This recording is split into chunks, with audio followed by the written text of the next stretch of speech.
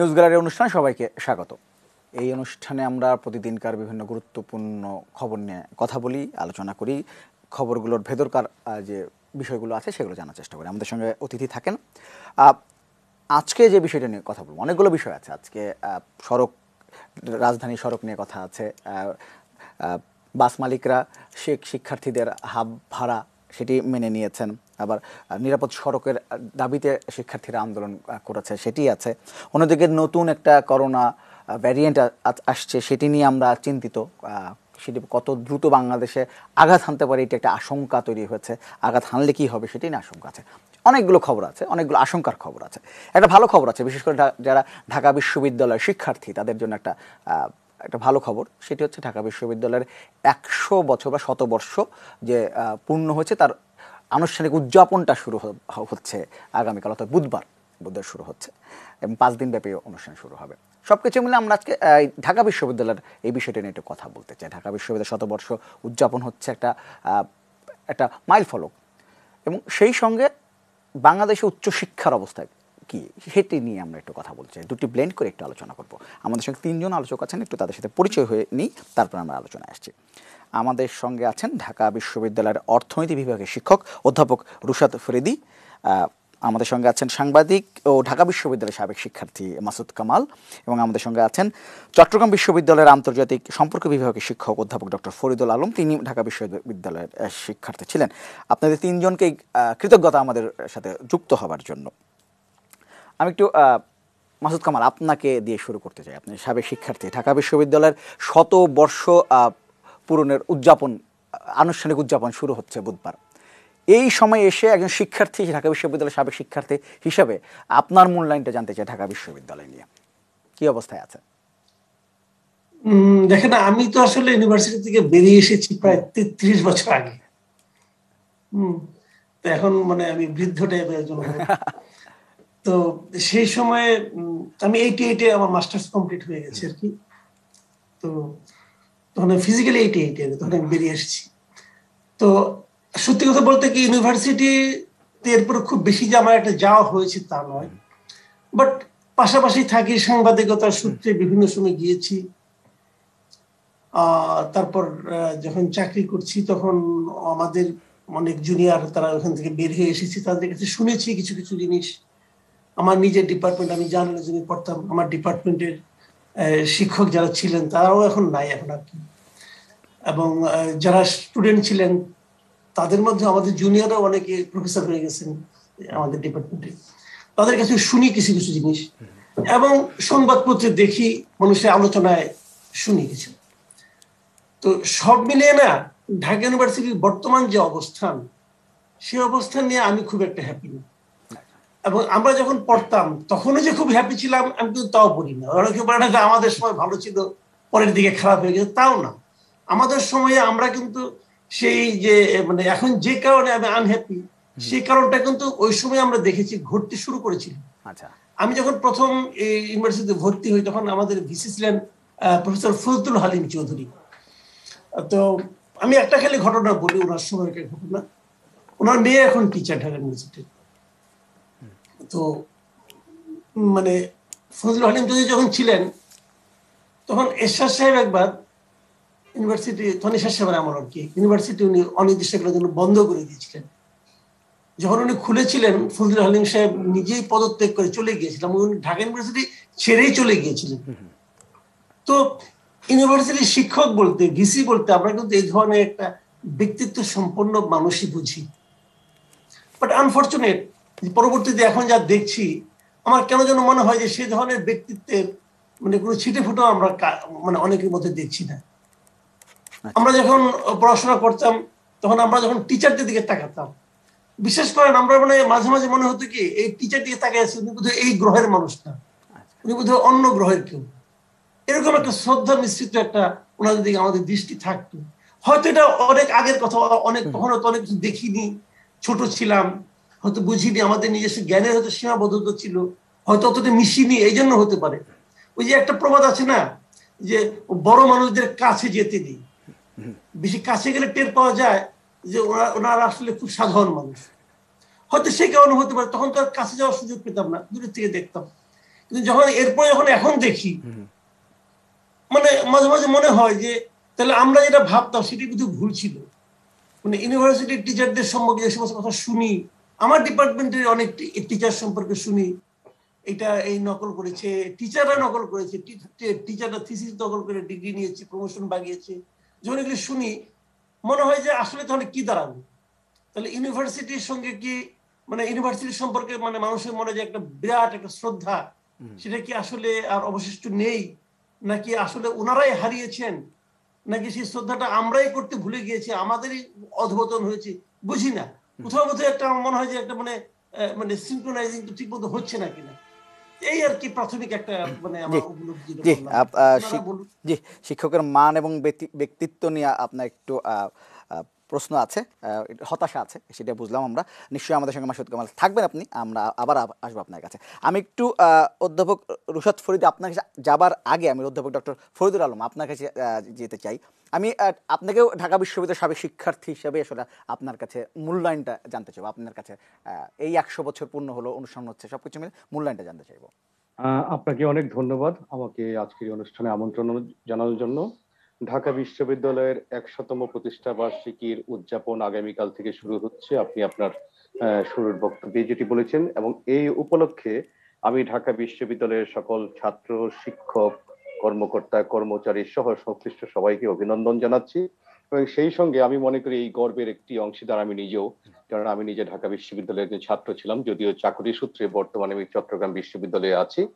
তো আমার যদি যে মূল্যায়নের কথা আপনি বললেন, হ্যাঁ, সীমাবদ্ধতা অনেক রয়ে গেছে। যে কথাটি মাসুদ কামাল সাহেব বললেন যে ওনারা যখন ছাত্র ছিলেন তখন থেকেই শুরু, এখন ওনার পূর্ববর্তী কেউ হয়তো বলবো তাদের সময় থেকে শুরু হয়েছে। আসলে শুরুটি যে কখন সেটি বলা খুব কঠিন বিষয়, তবে এই বিষয়ে সন্দেহের কোনো অবকাশ নেই যে আমরা আসলে খুব ভালো একটি জায়গায় নাই, খুব একটি স্যাটিসফ্যাক্টরি পজিশনে আমরা নাই।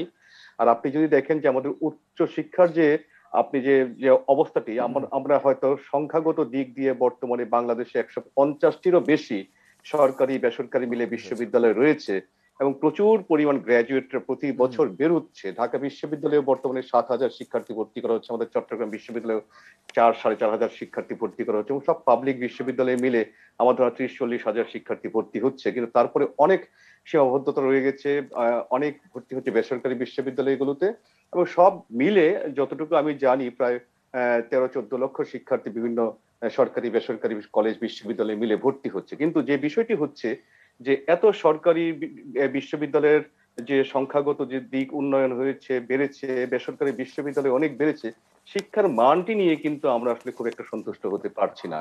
যে বিষয়টি জনাব মাসুদ কামাল সাহেব বললেন, এই বিষয়টি খুব বেশি আমার বিরুদ্ধাচরণ করারও আসলে সুযোগ নেই, কিছুটা দায়িত্ব আমাদের নিতেই হবে।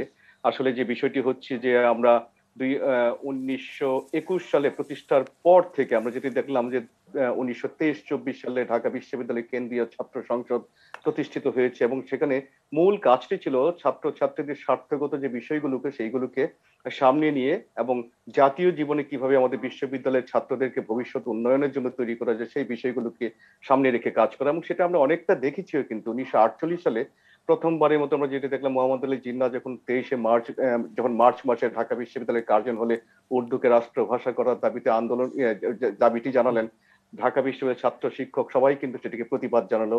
তারপরে দেখলাম যে আমাদের মুক্তিযুদ্ধের একটি মহান একটি সময়ে ঢাকা বিশ্ববিদ্যালয়ে যে আমরা একটি গৌরবোজ্জ্বল ইতিহাস দেখলাম। বলা হয়ে থাকে যে আপনার বিশ্ববিদ্যালয় একটি দেশ বিশ্ববিদ্যালয় প্রতিষ্ঠা করে, কিন্তু অনেক ক্ষেত্রে বলা হয়ে থাকে যে বাংলাদেশ প্রতিষ্ঠার পেছনে ঢাকা বিশ্ববিদ্যালয়ের একটি বড় অবদান ছিল। তো সবকিছু মিলিয়ে আমরা 90 স্বৈরাচার বিরোধী আন্দোলন সহ সমস্ত আন্দোলন সংগ্রামে ঢাকা বিশ্ববিদ্যালয়ের ছাত্রদের সামনে দেখলেও আমরা এখন যে সময়টা পার করছি, আমার মনে হচ্ছে এই সময়টা আমরা খুব একটা ভালো সময়ে নাই। আমাদের গবেষণার দিক দিয়ে আমরা খুব ভালো একটি জায়গায় আমরা যেতে পারিনি। আমাদের হয়তো অর্থনৈতিক সামাজিক একটি উন্নয়ন হয়েছে গত 10-12 বছরে, আমাদের অনেক সক্ষমতা বেড়েছে, কিন্তু তারপরেও আমার কাছে যে জিনিসটি আমার মনে হয় যে আমরা প্রতি বছর আমরা একটি এস্টিমেটে দেখেছি কিছুদিন আগে যে $5 বিলিয়ন মতো আমরা প্রতি বছর বিদেশে আমরা বিদেশি অভিজ্ঞ বা দক্ষতা সম্পন্ন ব্যক্তিদেরকে হায়ার করতে এটি আমরা খরচ করছি। আমাদের যেটি বলা হচ্ছে যে প্রায় 23 লক্ষ শিক্ষার্থীর মধ্যে মাত্র 9% বিজ্ঞান, প্রযুক্তি, গণিত, প্রকৌশল ইত্যাদি ক্ষেত্রে পড়াশোনা করে, যেখানে সংখ্যাটা হচ্ছে ভারত আমাদের প্রতিবেশী দেশ, সেখানে 40%, মালয়েশিয়ায় 44%, সিঙ্গাপুরে 50%। সুতরাং এই জায়গাটিতে কিন্তু আমাদের একটি সীমাবদ্ধতা রয়ে গেছে। বিশ্ববিদ্যালয়ের যে র্যাঙ্কিং আপনি দেখেন, র্যাঙ্কিং এ কিন্তু আমরা খুব বেশি এগোতে পারিনি। 1000টি ভালো বিশ্ববিদ্যালয়ের মধ্যে কিন্তু ঢাকা বিশ্ববিদ্যালয়ের নাম খুঁজে পাওয়া যায়নি, যেটি অত্যন্ত হতাশার একটি বিষয়। প্রাচ্যের অক্সফোর্ড নামে যে খ্যাত ছিল ঢাকা বিশ্ববিদ্যালয়, আমরা এটিকে এরকম অবস্থায় দেখতে চাই না। আমরা আসলে চাই যে আজকে যে শতবর্ষ উদযাপন হচ্ছে, এই উদযাপনে আমি একজন সাবেক শিক্ষার্থী হিসেবে ঢাকা বিশ্ববিদ্যালয়ের সাথে সম্পর্কিত যারা আছে তাদের কাছে আমার একটি আবেদন থাকবে, নিবেদন থাকবে, আমরা যেন বিশ্ববিদ্যালয়ের মান উন্নয়নের জন্য যথাযথভাবে মনোযোগী হই।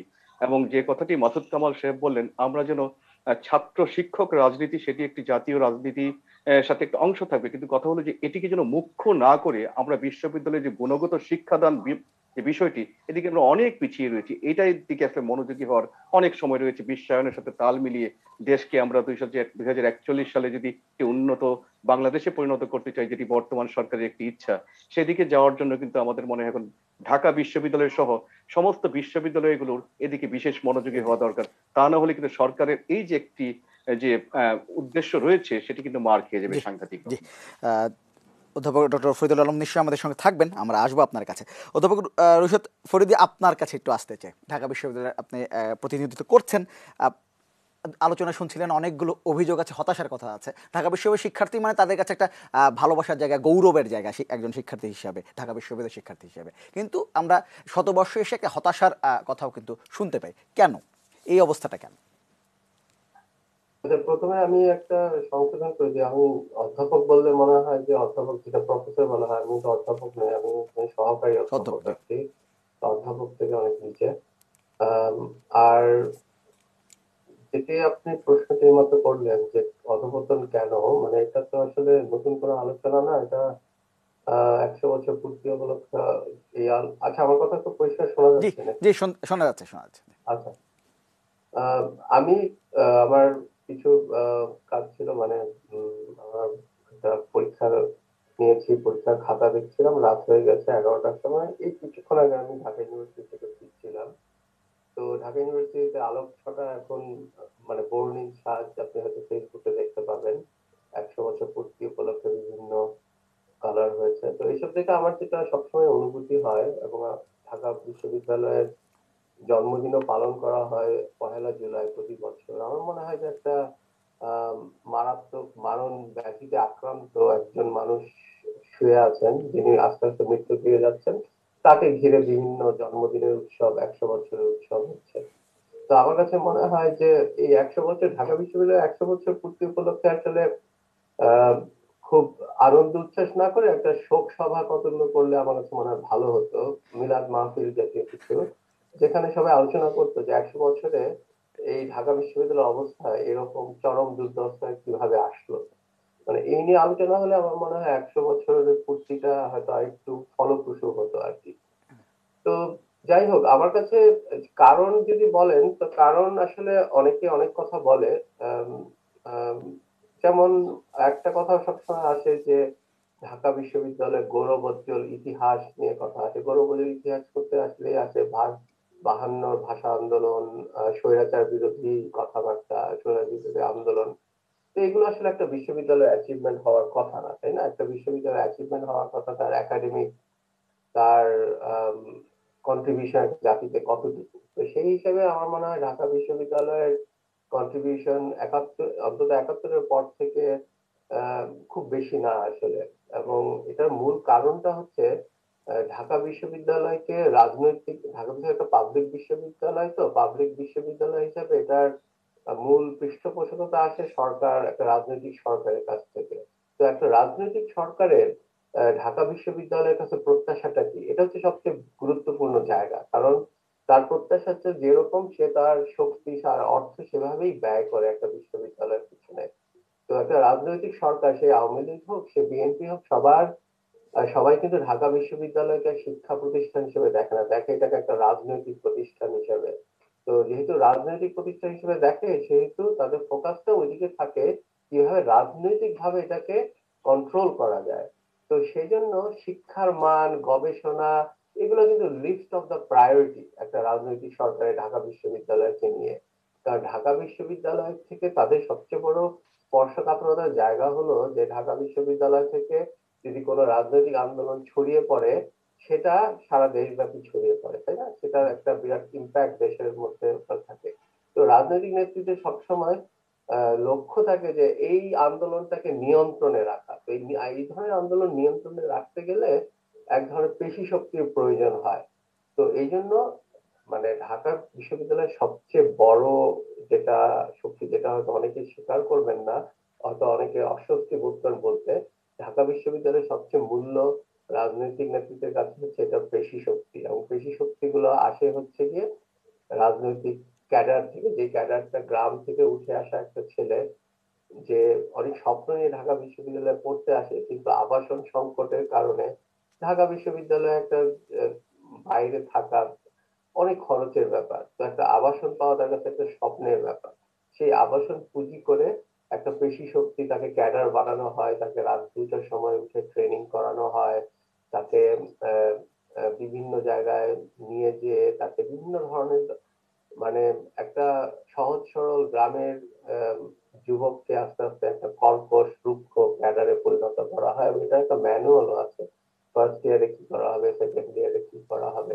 তো এই এই জিনিসগুলো, এগুলো শুধু ঢাকা জি। বিশ্ববিদ্যালয়ে না, আমার চট্টগ্রাম বিশ্ববিদ্যালয়ে যে আম, আমার একজন সহকর্মী আছেন, উনি নিশ্চয়ই জানেন, ওনার পাবলিক বিশ্ববিদ্যালয়ে একই বিষয়গুলো ঘটে। এগুলো কিন্তু আমরা আমাদের শিক্ষকদের চোখের সামনেই ঘটে। রাজনৈতিক নেতৃত্ব চায় এবং সেই রাজনৈতিক নেতৃত্বের ইচ্ছা আমাদের শিক্ষক, কিছু শিক্ষক পূরণ করে, এবং বেশিরভাগ শিক্ষক উল্টো দিকে মুখ করে থাকে। কারণ এই বিশ্ববিদ্যালয় জুড়ে যে একটা বিরাট জবাবদিহিতা, মানে পাবলিক বিশ্ববিদ্যালয়ের শিক্ষকরা যে একটা জবাবদিহিহীনতার সংস্কৃতির মধ্যে থেকে অভ্যস্ত হয়ে গেছেন, এটা কিন্তু শিক্ষকদের জন্য বেশ সুবিধাজনক, তাই না? এটা নিয়ে কেউ প্রশ্ন তোলেন না। এবং সবচেয়ে বড় কথা হলো যে একটা, আমরা বিশ্ববিদ্যালয় প্রসঙ্গে আসলেই বুঝি, বলি, বা ঢাকা বিশ্ববিদ্যালয় প্রসঙ্গে আসলেই বলি যে গবেষণা হয় না এই জায়গায়। ভাই, গবেষণা তো অনেক পরের কথা। এটা তো বিদ্যালয়, তাই না? একটা বিশ্ববিদ্যালয়, বিদ্যালয়, এখানে আগে পড়ালেখা হতে হবে। ঢাকা বিশ্ববিদ্যালয় বা অন্য যে কোনো পাবলিক বিশ্ববিদ্যালয়ে পড়ালেখার মান কত, মানে এখানে যে শিক্ষকরা পড়ান, এটা মান কতটুকু, এটা যদি যে কোনো একটা র্যান্ডমলি একটা ছাত্রকে জিজ্ঞেস করেন, সেই বলে দেবে যে তারা পাবলিক বিশ্ববিদ্যালয়তে কি ধরনের এডুকেশন পাচ্ছেন, এবং এটার মান খুবই নিম্নমানের। এটা কোনো সমীক্ষা না করে বলে দেওয়া যায়। হ্যাঁ। তো এই যেই বিশ্ববিদ্যালয়ে পড়ালেখা হয় না, যে বিশ্ববিদ্যালয়ের ছাত্ররা এই যে নিম্নমানের শিক্ষা পদ্ধতি, এটা কি শিক্ষা পদ্ধতির দোষ নাকি শিক্ষক নিয়োগ, শিক্ষকের মান, এসব নিয়ে কোনো সমস্যা আছে? আচ্ছা, আমি আমার কথাটা যে শেষ করি, জি, জি। সেটা হচ্ছে যে আহ বিশেষ করে যেই বিশ্ববিদ্যালয়ে একটা হলে একটা ছাত্র রাতে ঘুমাতে পারে না, তাকে অন্য ছাত্ররা নির্যাতন করে নিয়মিত বেসিসে, তার মানে কি ওই ছাত্রদের বেসিক মানব অধিকার নেই? তারপর সেই ছেলেটা সকালে যে আবার ক্লাসে যে এই শিক্ষক এসে ক্লাস নিচ্ছেন কি নিচ্ছেন না তারও কোনো গ্যারান্টি নাই। সে হয়তো ক্লাসে আসলো, দেখা গেল ক্যান্সেল করে দিল, বা যিনি আসছেন কোনো প্রিপারেশন নিয়ে নিচ্ছেন না।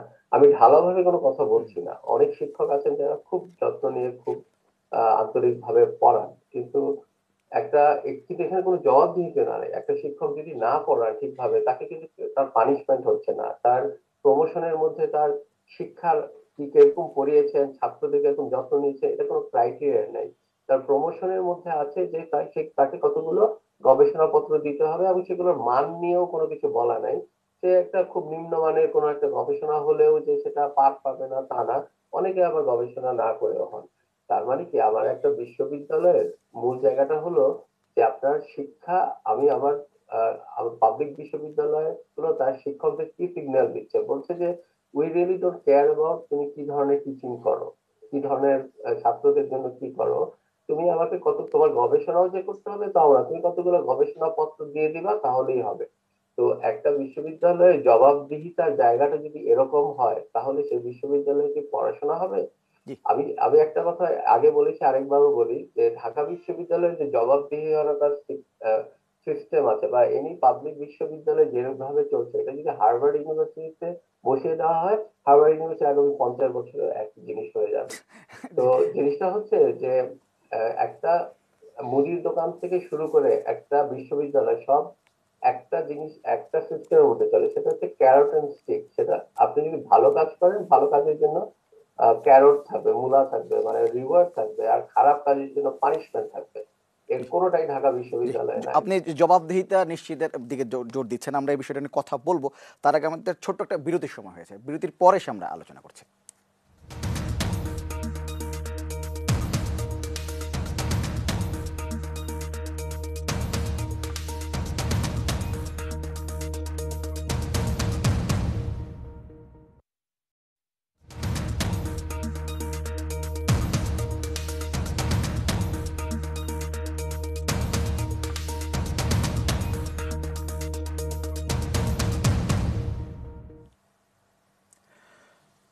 কথা বলছি ঢাকা বিশ্ববিদ্যালয়ের শতবর্ষ উদযাপন এবং বাংলাদেশের উচ্চশিক্ষার অবস্থা, এটা নিয়ে। মাসুদ কামাল, একটু আপনার কাছে জানতে চাইব। আপনি আলোচনা শুনছিলেন, অধ্যাপক রুশাদ ফরিদী যেমনটি বলছিলেন, তিনি অনেকগুলো অভিযোগ, অনেকগুলো কথা বললেন। তার মধ্যে যদি বলি, জবাবদিহিতার একটা না থাকার একটা সংস্কৃতির কথা বলেছেন, যেখানে না থাকার কারণে ধীরে ধীরে বিশ্ববিদ্যালয়গুলো, বিশেষ পাবলিক বিশ্ববিদ্যালয়গুলো পরিস্থিতি খারাপ হচ্ছে, এবং রাজনৈতিক সদিচ্ছার একটা অভাবও কথা তিনি বলেছেন। আপনার কাছে কি মনে হয় যে এই রাজনৈতিক সদিচ্ছা উচ্চশিক্ষার ক্ষেত্রে যদি ঠিকঠাকভাবে না থাকে, তাহলে কি আসলে বাংলাদেশের এই উচ্চশিক্ষার যে দুরবস্থার কথা আমরা আলোচনা করি সবসময়, সেটি সমাধান করা সম্ভব কিনা? দেখেন, এই আলোচনার শুরুতে আপনি আমাকে দিয়ে শুরু করেছিলেন, তা আমি না একটু ভয়ে ভয়ে কথা বলছিলাম। ভয়ে ভয়ে কেন? যে আমি তো প্রায় 30 বছরের মতো ইউনিভার্সিটির সঙ্গে আমার কোনো সম্পর্ক নেই। এই 30 বছরে যতটুকু শুনেছি বাইরে থেকে, দূরে দূরে লোকজন বলেছি, শুনেছি, দেখেছি, পত্রিকা পড়েছি, এরকম। তো এটা কতটা বাস্তবসম্মত হবে অথবা কতটা মানে আপনার যা বলবো তার সঙ্গে বাস্তবতা মিল থাকবে, এটা নিয়ে আমার একটা দ্বিধা ছিল, একটা ভয় ছিল।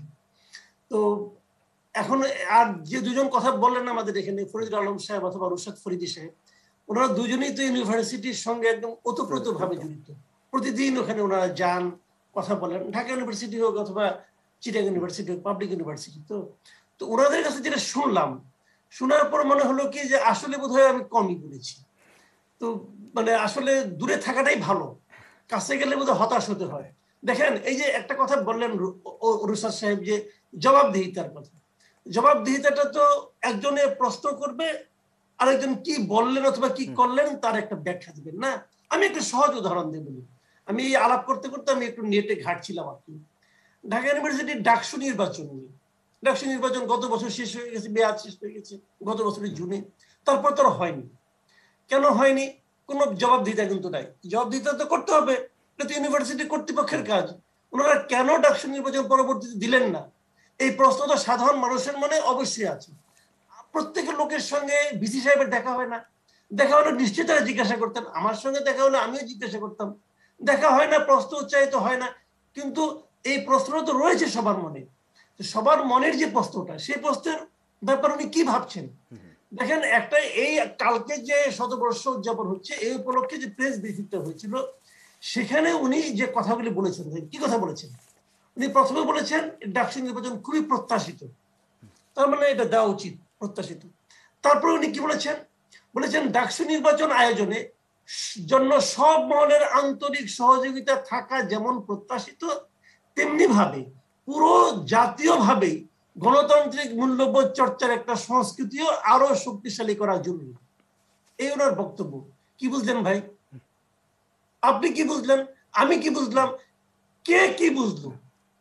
যেমন উনি একটা কথা বললেন, পুরো জাতীয়ভাবে গণতান্ত্রিক মূল্যবোধ চর্চার একটা সংস্কৃতি আরো শক্তিশালী করা জরুরি। তার মানে জাতীয়ভাবে আমাদের যে গণতান্ত্রিক মূল্যবোধের চর্চা আছে, এটাকে উনি পর্যাপ্ত মনে করছেন না।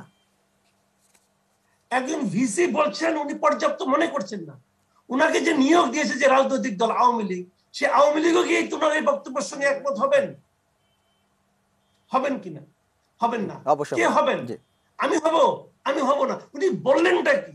এই যে উনি কি বললেন, উনার কথা যে আগার সঙ্গে মাথার কোনো যোগাযোগ নাই, কোনো মিল নাই, উনার কথা যে কোনো সেন্সেবল কথা নয়, এই প্রশ্নটা ওনাকে কে করবে? এই জবাবদিহিতা কি ভিসি সাহেবের আছে? আছে, ওনার জবাবদিহিতা নাই। ওনার যদি মাথার যদি জবাবদিহিতা না থাকে, আর কার থাকবে? আপনি কার কাছ থেকে আশা করবেন?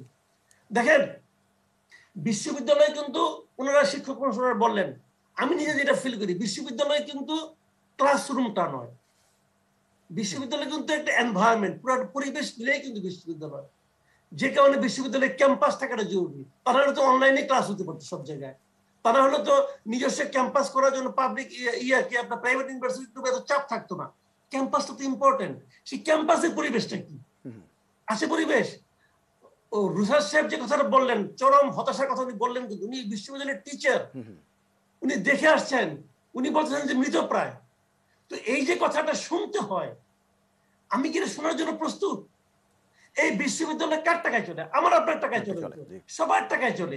তো আমার টাকার এই যে বিপুল অপচয়, এই অপচয় কি আমার জন্য স্বস্তিদায়ক নাকি শান্তিদায়ক? বলেন। অপচয় তো বটে, কারণ যে এখানে যারা শিক্ষক, ওনারাই এরা এনভায়রনমেন্ট নিয়ে, ওনার কার্যক্রম নিয়ে হ্যাপি নন। আর আমি তো জাতীয় পত্রিকা প্রকাশিত একটা খবর পড়লাম বিসি সাহেবের, তো ওনার যে কথার যে ভঙ্গি, ওনার কথার যে মূল ভাব, এই এই জিনিসটা কি আমার জন্য আরামদায়ক? আরামদায়ক তো না। তো আমি তো জবাবদিহি করতে পারি, আমি যে চাইতে পারি, কারণ এখানে তো আমার ইনভেস্টমেন্ট আছে, আমার টাকাটা এখানে যাচ্ছে। আমি কি জিজ্ঞাসা করতে পারি না যে সাহেব আপনি এটা কি বললেন ভাই? কি জিজ্ঞাসা করবে? জবাবদিহিতা নাই। জবাবদিহিতা ছাড়া সবকিছু অর্থহীন, কোনো কিছুই প্রশ্নের ঊর্ধ্বে নয়। এই জিনিসের যতক্ষণ পর্যন্ত আপনি না মানবেন, ততক্ষণ পর্যন্ত এটা চলতে থাকবে। জি, জবাবদিহিতা ছাড়া সবকিছু আসলে অর্থহীন। নিশ্চয় আমার সঙ্গে থাকবেন অধ্যাপক ডক্টর ফরিদুর আলম। আপনার কাছে একটু জানতে চাই, এই যে আমরা অনেকগুলো উচ্চশিক্ষা নিয়ে, বিশ্ববিদ্যালয়ের সুযোগ সুবিধা নিয়ে, গবেষণা নিয়ে, শিক্ষার মান নিয়ে, শিক্ষকদের মান নিয়ে, শিক্ষকদের রাজনীতি নিয়ে নানা ধরনের আমরা অভিযোগ শুনি, আশঙ্কার কথা শুনি। তাহলে উচ্চশিক্ষার যে অবস্থা, এখান থেকে উত্তরণের যদি আমরা চেষ্টা করি, তাহলে কি করতে হবে আমাদের? আসলে উত্তরণের কোনো উপায় আছে কিনা, প্রচেষ্টা আছে কিনা, কোনো আলো আপনি দেখেন কিনা? আপনাকে আবারও ধন্যবাদ। আসলে যে ধারা চলছে, কষ্টকর হলেও যে জিনিসটা আমাদের মানতে হবে, এই ধারা যদি চলমান থাকে তাহলে অত্যন্ত দুঃখের সাথে বলতে হবে কোনো সম্ভাবনা নাই। এবং গত কতগুলো বছর যাবৎ আমার বলতে কোনো দ্বিধা নাই, ছাত্রদের পাশাপাশি শিক্ষকদের যে জাতীয় রাজনৈতিক কর্মকাণ্ডে সম্পৃক্ততা, ক্লাসরুমের চাইতে, ক্লাসরুমে শিক্ষাদান করার চাইতেও রাজনৈতিক কার্যক্রমে তাদের যে আগ্রহটা এবং বিভিন্ন পদ পদবিতে নিয়োগ লাভের জন্য যে তদবির, এই জিনিসগুলো আমাদেরকে খুব কষ্ট দেয়, লজ্জা দেয়, পীড়া দেয়, দুঃখ দেয়। এবং এই ধারাগুলো যেভাবে চলছে, আপনি যে সম্ভাবনার কথা বলছেন, আশার কথা বলছেন, আশা তো করা যায় না। আপনার আজকে শিক্ষক নিয়োগের যে প্রক্রিয়া, জাতীয় পত্র পত্রিকায় মাসুদ কামাল সাহেব সাংবাদিক, ওনারাই তো রিপোর্ট করেন।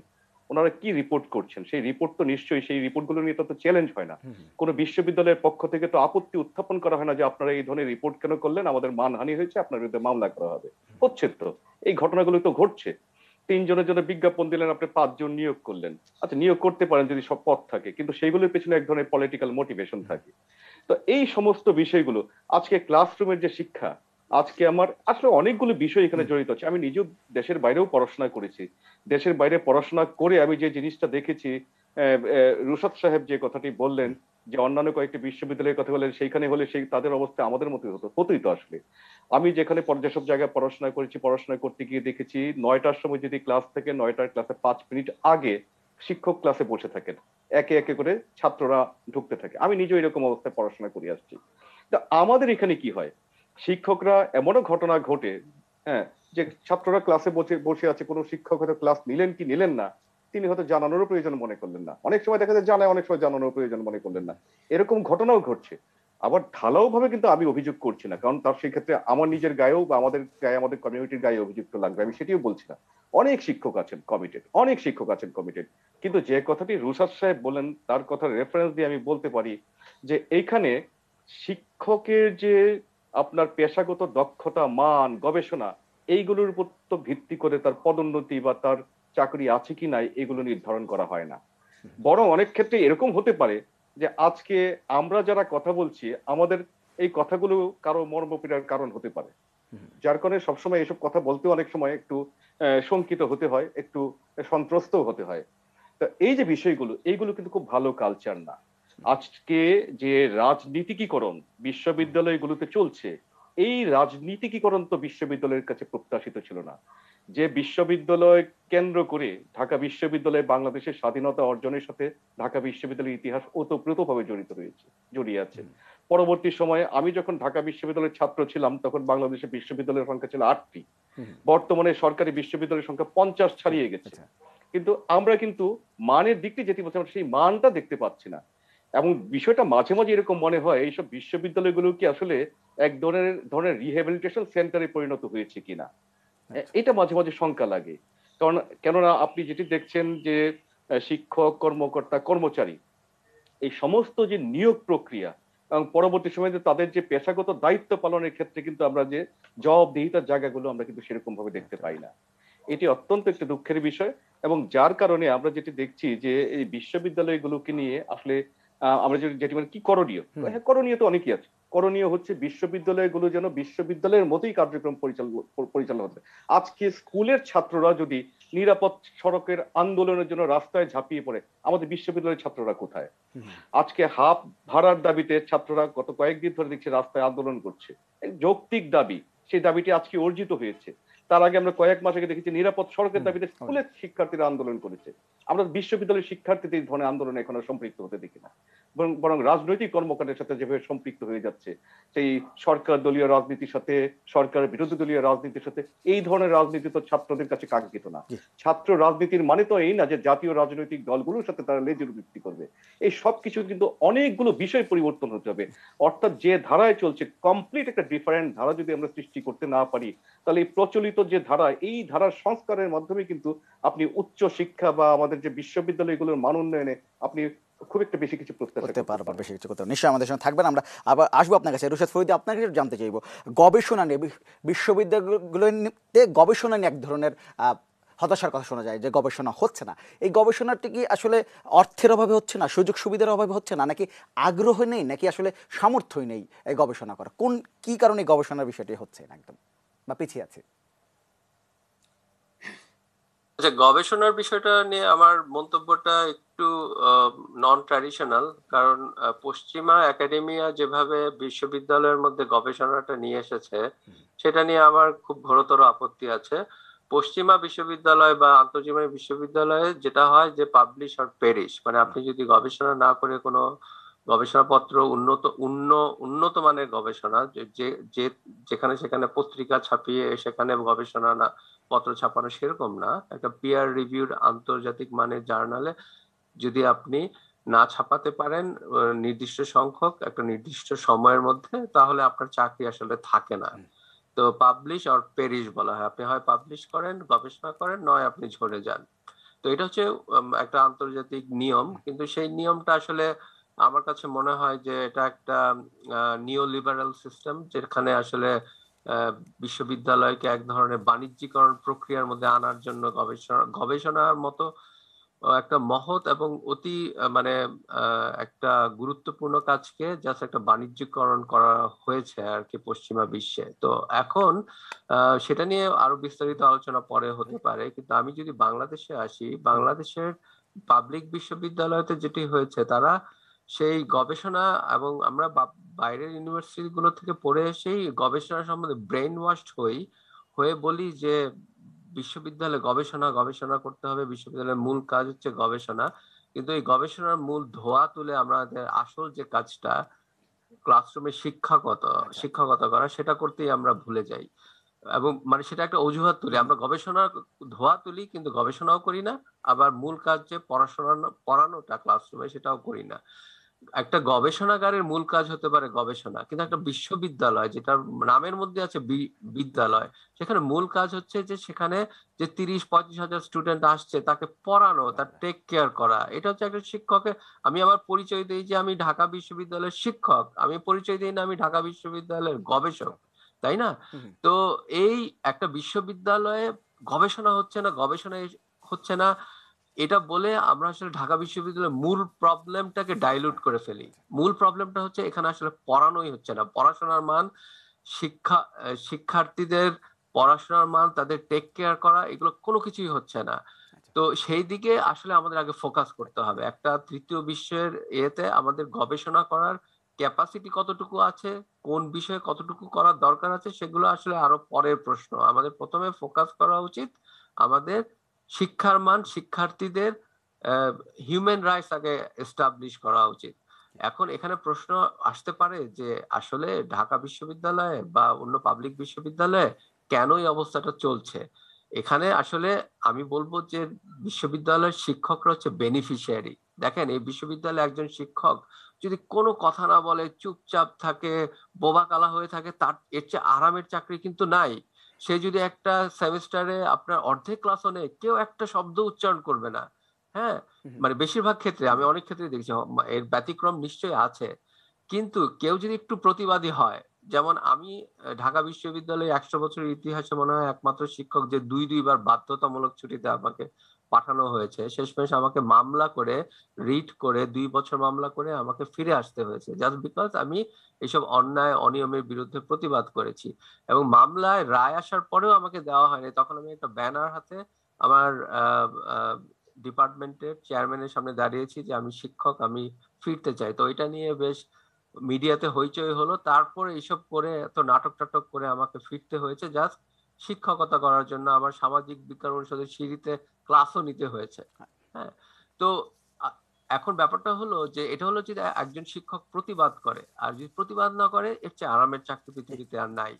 আর কিন্তু ভিকটিম কারা তাহলে এই ব্যবস্থার? ভিকটিমটা হলো ছাত্রছাত্রীরা।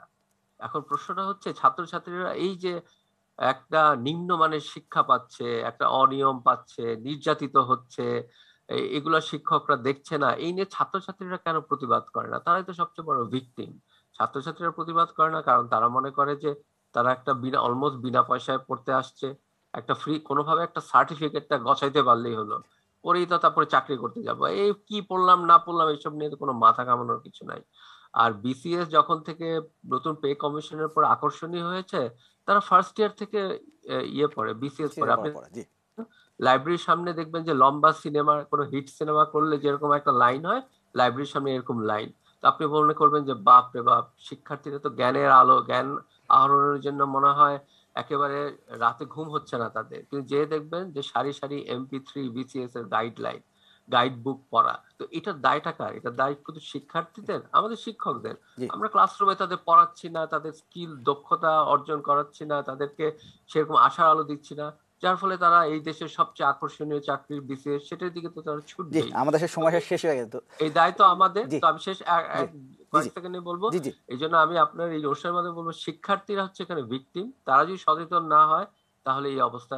নিরাপদ সংস্কার, সড়ক আন্দোলন, তার আগে নিরাপদ এবং উন্নত মানের বিশ্ববিদ্যালয়ের জন্য আন্দোলন, এই বিশ্ববিদ্যালয়ের শিক্ষার্থীদের সবার আগে করা উচিত। যে আলোচনা শুনলাম, খুব আকর্ষণীয় একটা আলোচনা ছিল। আসলে আরও সময় পেলে হয়তো আমরা আরও আলোচনা করতে পারতাম, এবং অনেকগুলো ভুল ধারণাও আমাদের দূর হতো, এবং উচ্চশিক্ষা নিয়ে আমাদের আসলে আর কতটুকু এগোতে হবে, কী করতে হবে, সেটা নিয়ে নিশ্চয়ই আরও বিস্তারিত আলোচনা আমরা করার সুযোগ পাবো। আপনার তিনজনকে অসংখ্য ধন্যবাদ আমাদের সঙ্গে যুক্ত হওয়ার জন্য। ধন্যবাদ। দর্শক, আমাদের আলোচনা শুনছেন, আসলে আমি আর কিছু বলবো না, আপনারা নিশ্চয়ই আলোচনা শুনছেন, নিজের মতো করে আপনারা আপনাদের যে মতামতগুলো এবং আপনাদের মতামত নিজেরা যাচাই করতে পারবেন। আপনারা ভালো থাকবেন, সুস্থ থাকবেন, অবশ্যই এটি নিজের সঙ্গে থাকবেন।